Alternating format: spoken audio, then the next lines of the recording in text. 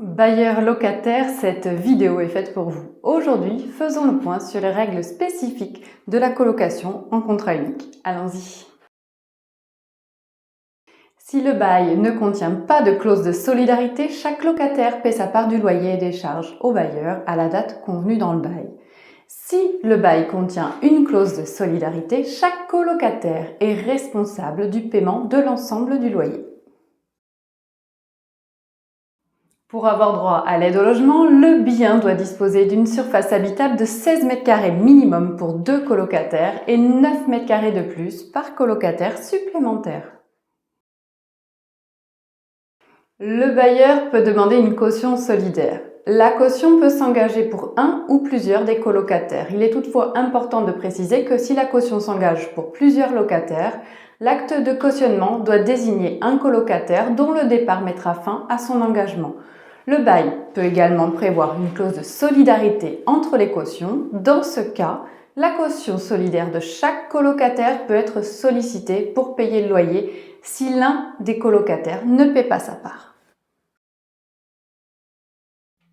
Les colocataires ont pour obligation de souscrire une assurance multirisque habitation au minimum contre les risques locatifs, incendie, explosion, dégâts des eaux. Ils ont deux possibilités, soit souscrire un contrat unique qui mentionne le nom de chacun des colocataires, soit souscrire individuellement une assurance. Cas particulier pour la colocation uniquement, le bailleur peut spécifier dans le contrat de location que l'assurance est souscrite par lui-même pour le compte des colocataires. Dans ce cas, le coût de cette assurance est remboursé mensuellement à chaque échéance de loyer. Le locataire souhaitant quitter le bien doit donner son préavis en respectant les conditions de forme et de délai. Le départ d'un des colocataires ne met pas fin au contrat. Le bail se poursuit dans les mêmes conditions avec le ou les colocataires qui restent dans les lieux. Cependant, les conséquences sont différentes si le bail contient ou non une clause de solidarité. Si le bail ne contient pas de clause de solidarité, le colocataire sortant et sa caution solidaire sont redevables de la totalité des sommes dues au propriétaire jusqu'à la fin du préavis. Si le bail contient une clause de solidarité, le locataire sortant et sa caution solidaire seront redevables de la totalité des sommes dues au propriétaire, soit durant les 8 mois qui suivent la fin de son préavis, soit jusqu'à la fin du préavis si un nouveau colocataire remplace le colocataire sortant durant son préavis.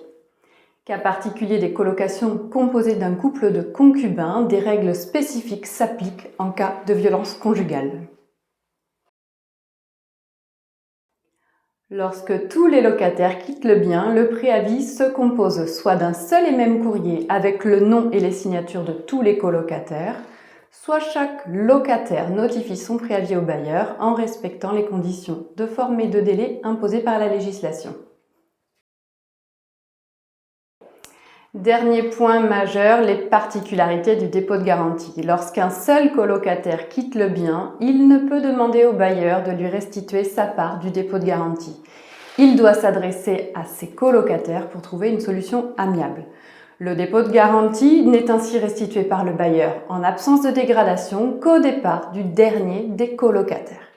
Pour éviter les erreurs, nous vous recommandons fortement de passer par une agence immobilière spécialisée en gestion locative. Si vous êtes sur Nîmes et ses alentours, n'hésitez pas à nous contacter. À bientôt!